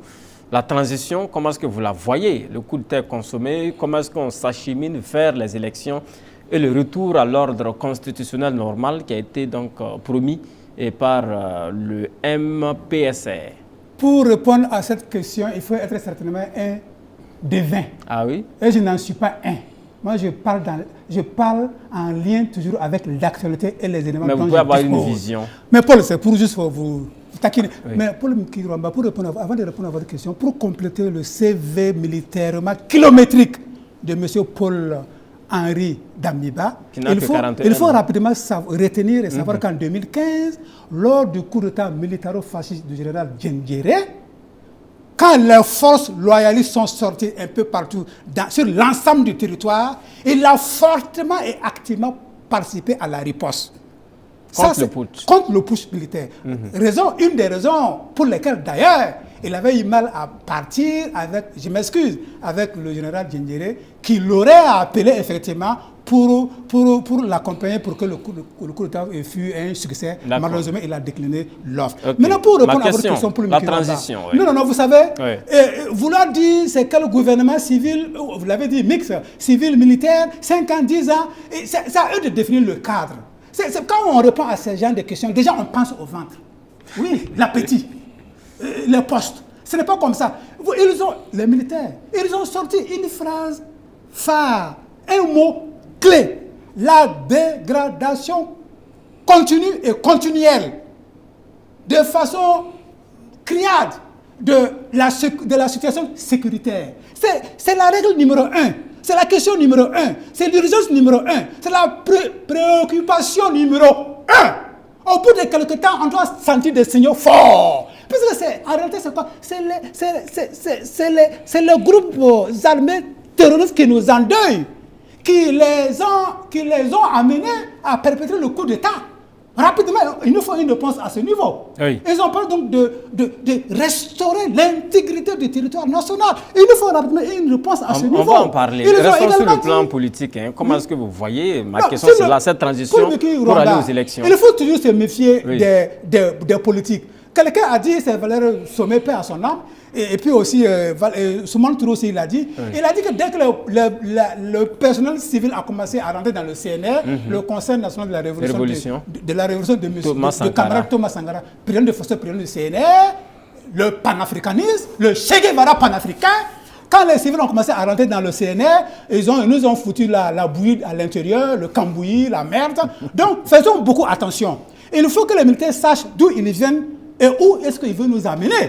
Donc, dès que si on met les politiques ou les politiciens à l'intérieur, même si le bateau tangue, ce n'est pas le problème. Est-ce que vous imaginez un gouvernement 100% militaire, y compris donc non, je n'ai pas dit ça. C'est des avertissements que je donne. Oui. C'est vrai qu'ils savent pourquoi ils ont pris le pouvoir. C'est surtout la situation sécuritaire.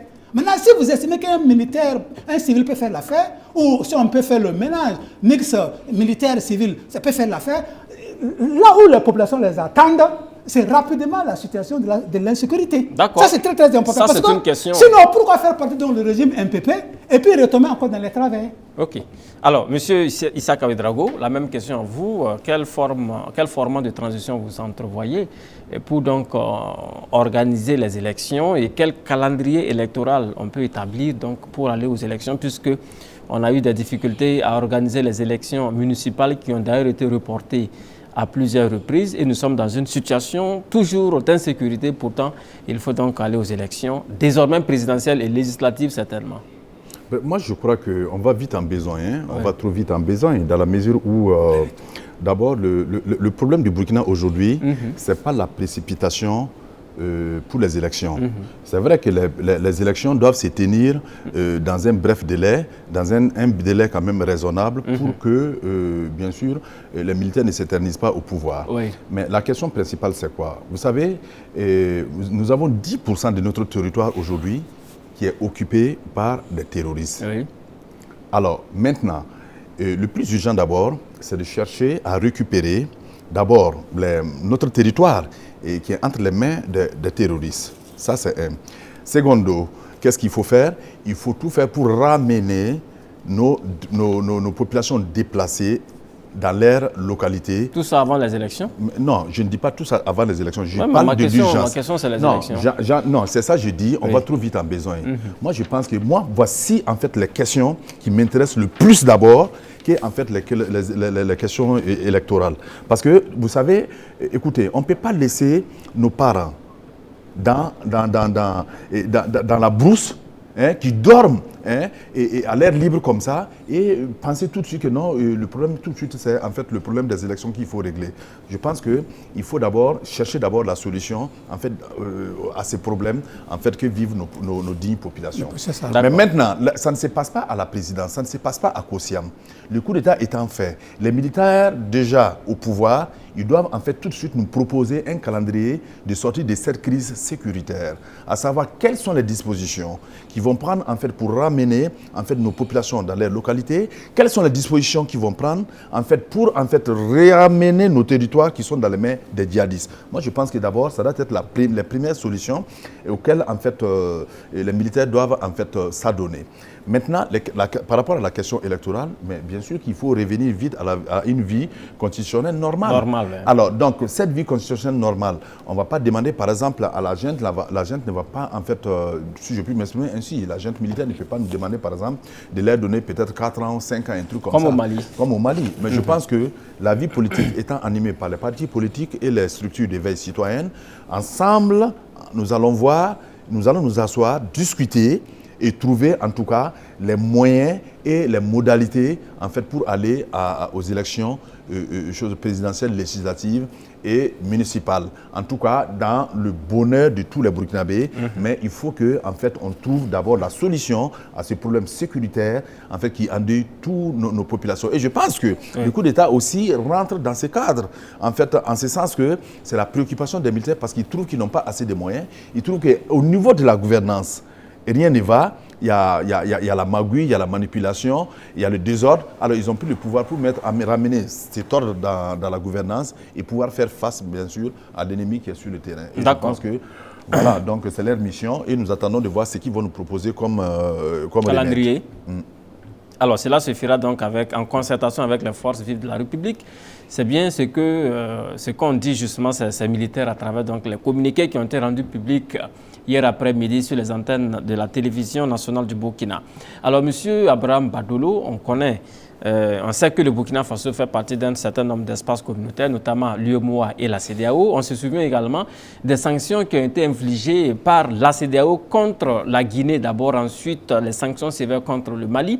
Et cela n'a pas empêché le Burkina d'organiser un coup d'État à travers donc, ce qu'on a vu hier lundi. Est-ce qu'il ne faut pas redouter ces sanctions également sur le Burkina ?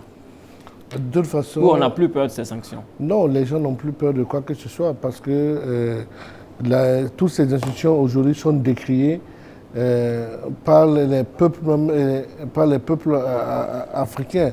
Donc je dirais aujourd'hui, il faudrait que ces organes sachent que ils ne sont plus habilités à dicter le mode de comportement et de vie aux différents peuples en réalité. Parce que chaque pays est souverain. Oui. Est-ce que vous comprenez? Absolument. Nous aujourd'hui, l'insécurité que nous on vit aujourd'hui là, eux ils ne vivent pas ça. C'est nous qui connaissons la réalité de notre pays. Oui. Et c'est à nous de nous retrouver ensemble pour discuter de l'avenir de notre pays. Et à travers ces discussions, ce qui va en ressortir, nous allons leur faire parvenir nos différentes décisions. Mais ce n'est pas à eux de venir chercher à sanctionner ou à faire quoi que ce soit. Nous, ce que nous voulons aujourd'hui, c'est que rapidement, parce que le président a déjà donné sa démission, l'ère est déjà passée.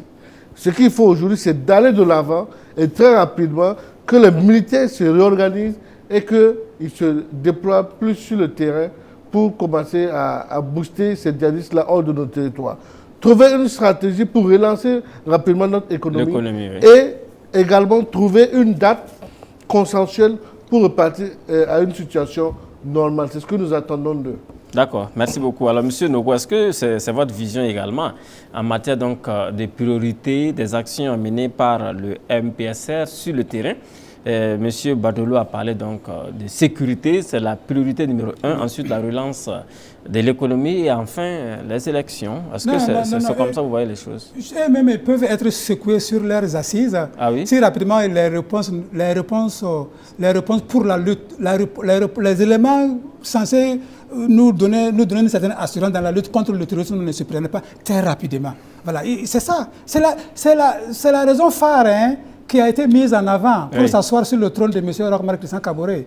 Rapidement, donc, on a besoin d'une certaine sécurité et que nos larmes sèchent et que le deuil, les nombreux deuils hypocritement décrétés sous le régime de fait, malheureusement, effectivement, prennent fin. C'est très, très important. Je rejoins Isaac Ouedraogo pour le compléter.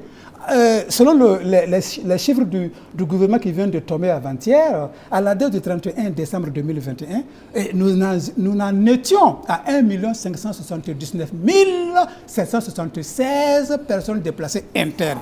Nous sommes à 3 282 écoles fermées, dont 511 221 élèves et 14 901 enseignants exclus, mis dehors. Vous voyez que c'était un signal suffisamment fort donc, pour le nouveau pouvoir qui vient de s'asseoir du côté de Kossiam. C'est très très important. Maintenant, pour répondre à votre question, Paul Mikiromba, je cite un illustre penseur.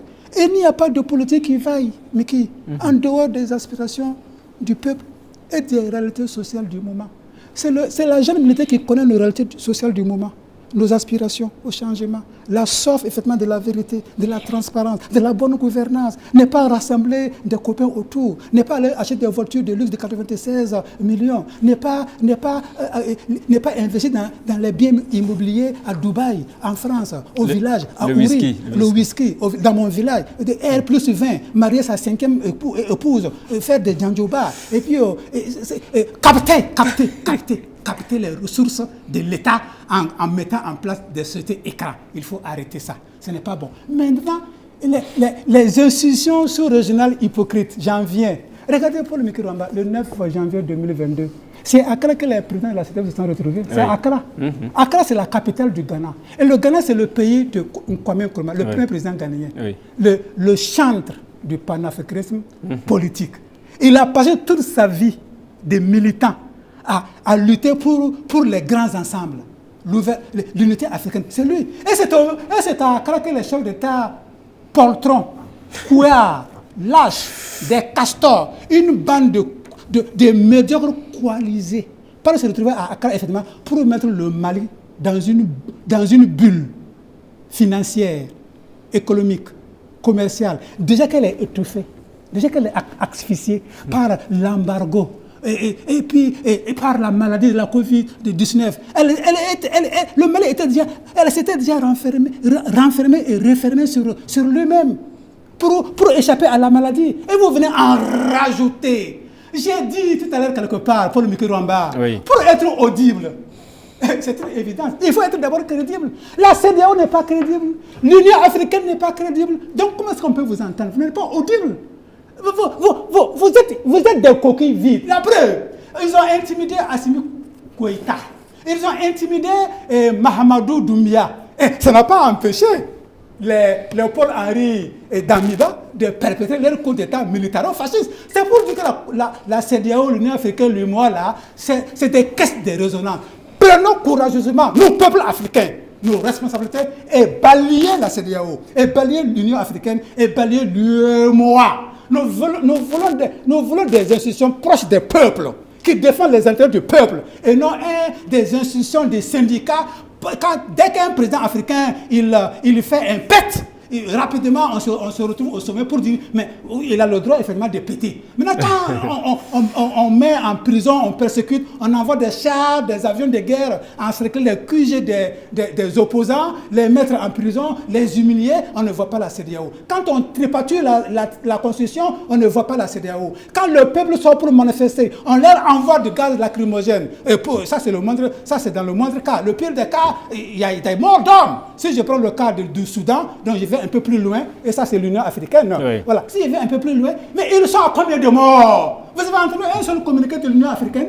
Mais si c'était un chef d'État poltron qui était menacé, un communiqué hypocrite, rapidement on sort, ça ne fonctionne pas comme ça le développement du 29e siècle. Il faut que les gens mettent fin à ça. Ce n'est pas bien. Ressaisissons-nous, c'est très très important. Merci bien, M. Idrissa Nogo. Il ne nous reste plus beaucoup de temps pour ce direct dans l'édition spéciale Cette Afrique consacrée au coup d'État au Burkina Faso. Je voudrais que nous consacrions le reste du temps à la réorganisation politique qui peut donc s'imposer au Burkina Faso. Certainement que les cartes politiques seront rebattu. On sait que c'est le MPP qui était le parti majoritaire jusqu'au coup d'État. Il y avait également un certain nombre de partis politiques qui étaient donc dans une certaine posture. Eh bien, c'est à vous que je pose la question, M. Isiaka Ouedraogo.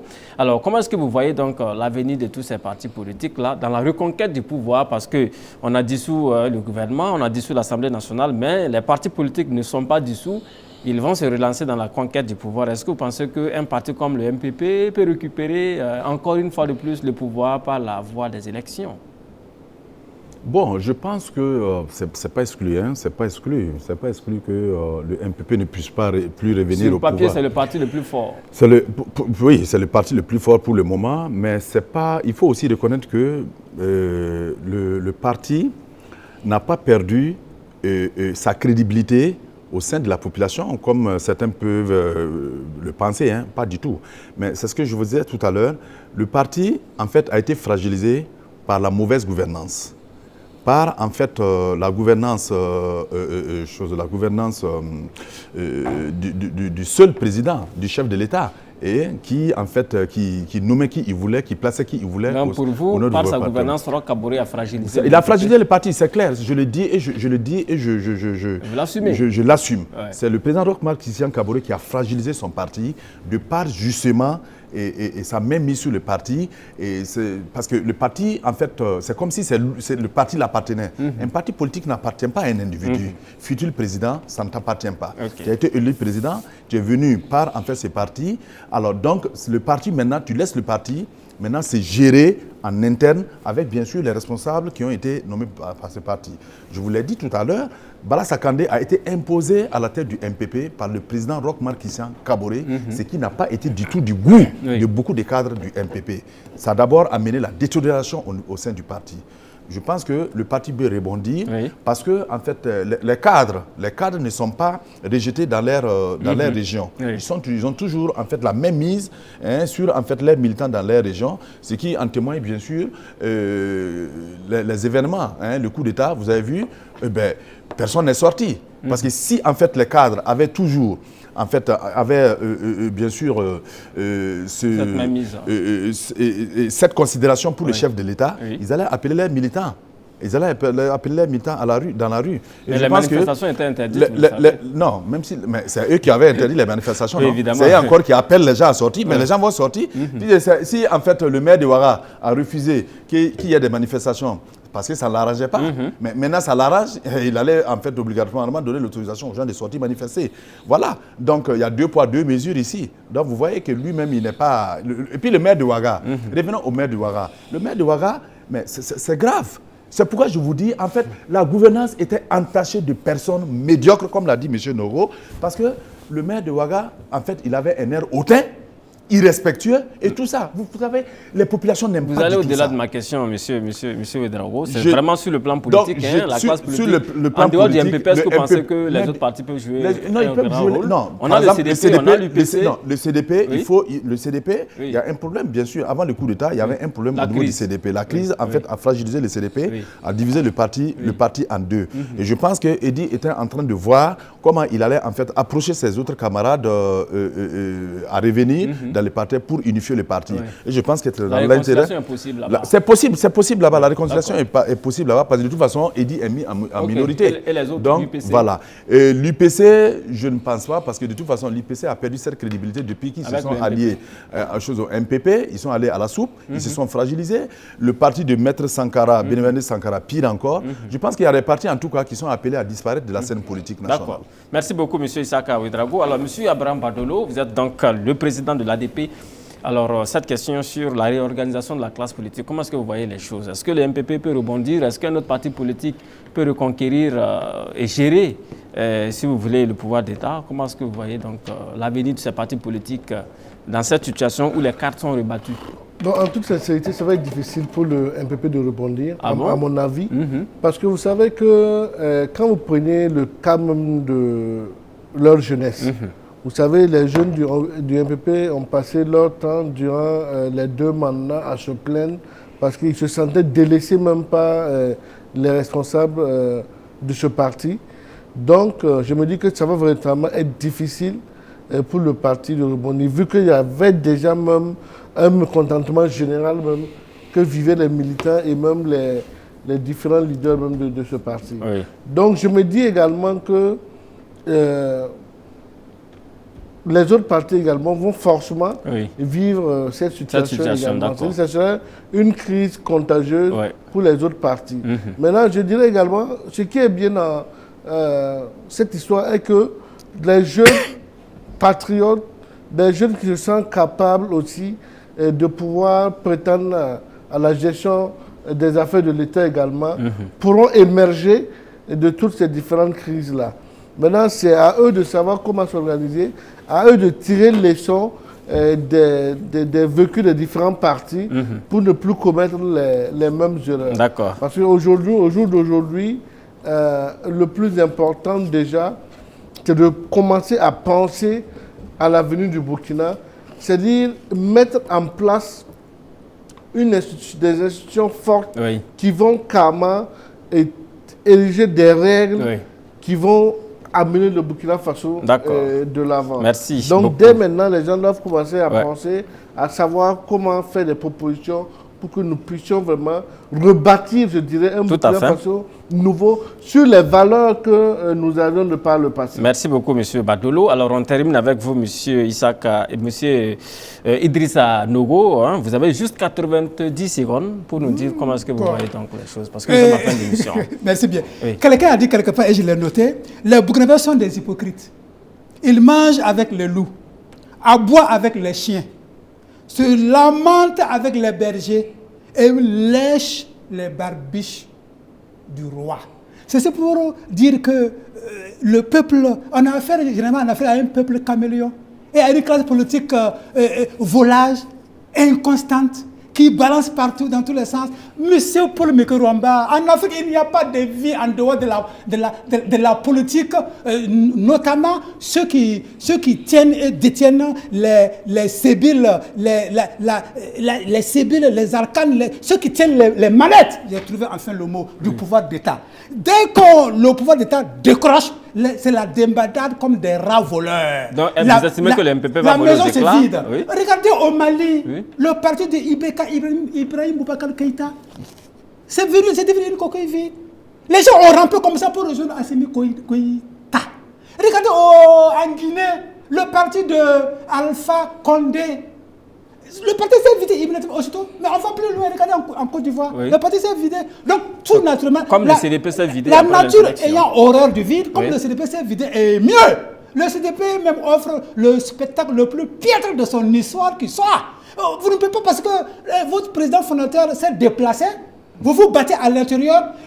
Mais le CDP a reçu 7 lettres en moins d'1 an du président d'honneur qu'est M. Blaise Compaoré. Et les lettres ne passent pas par le président Edi Kombebo du CDP, mais par d'autres canaux. Chacun a fait sa conférence de presse. Jamil a fait une conférence de presse, un audio. Et Chantal Compaoré a fait une conférence de presse, un audio. Blaise Compaoré a fait une conférence de presse, un audio. Il y a 11 vice-présidents à l'intérieur du CDP. Chacun a fait une conférence de presse. Et lui-même a fait une conférence de presse. Mais ça, c'est... Vous comprenez pourquoi vous avez perdu le pouvoir. Alors, monsieur Yogo, restons donc sur les partis politiques. Hein, le MPP, vous l'avez dit, il y a l'UPC également, il y a le CDP dont vous avez parlé. Est-ce que vous pensez que ces partis peuvent... Non, on va assister bientôt à une reconfiguration complète, à une recomposition de la classe politique. Parce que les gens, l'austérité politique à l'intérieur de l'opposition, les gens n'aiment pas ça. D'accord, les gens n'aiment pas ça. Voilà. On est en fin d'émission. Ça va, le MPP aussi va certainement en prendre un coup. Voilà. Vous allez demander à quelqu'un, je ne vais pas citer le nom qui participe régulièrement à votre émission ici, de demeurer pendant une longue période dans l'opposition, mais il va mettre l'essence comment? Merci beaucoup, M. Idrissa Nogo. Mesdames, Messieurs, nous arrivons à la fin de ce plateau spécial consacré donc au coup d'État au Burkina Faso. Était venu justement pour les débats. M. Isaka Ouedraogo, il est donc le président de l'ADP, l'Alliance pour la... Isaka Ouedraogo, le président du CISAC, pardon. Le CISAC, c'est le Conseil d'information et de suivi des actions de gouvernement. C'est une structure de la société civile au Burkina Faso. Monsieur Drago, merci d'être passé à cette émission. Merci à vous, M. Mouamba. Merci à vous, chers téléspectateurs. Merci également à vous, M. Abraham Badolo. Vous êtes le président de l'ADP, l'Alliance pour la défense de la patrie. C'est également une structure de la société civile. Merci d'être passé sur ce plateau spécial. C'est à vous le merci et merci aux téléspectateurs. Et merci à vous, Idrissa Nogo. Vous êtes également de la société civile, coordinateur national du MPC, le mouvement des peuples citoyens. Merci d'être passé sur ce plateau, M. Nogo. C'est moi qui vous remercie, Paul Mekorwamba. Je rappelle que M. Yacouba Ouedraogo, membre du bureau politique national du MPP, était donc invité également à cette émission. Malheureusement, il n'a pu faire le déplacement de nos studios pour cette édition spéciale. On espère que ce sera donc partie remise. Mesdames, Messieurs, merci à vous aussi d'avoir pris de votre temps pour suivre cette édition spéciale consacrée au coup d'État au Burkina. Nous serons donc très heureux de vous retrouver très prochainement pour d'autres numéros de votre émission Cette Afrique sur les antennes de la télévision africaine. En attendant, excellente suite de programmes à toutes et à tous. Au revoir.